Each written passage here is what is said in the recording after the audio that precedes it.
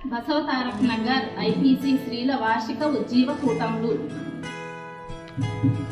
తేదీలు 2025 ఆగస్టు 13, 14, 15.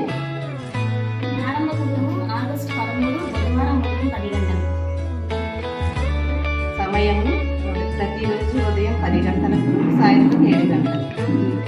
వాక్యోపదేశకులు దైవజనురాలు శ్రీమతి P Susan Samuel గారు, దైవజనురాలు sister T Ruthamma గారు, దైవజనురాలు శ్రీమతి జి ఎస్ఎల్ గారు, దైవజనురాలు శ్రీమతి జె ఎస్ఎల్ ఆశా జ్యోతి గారు.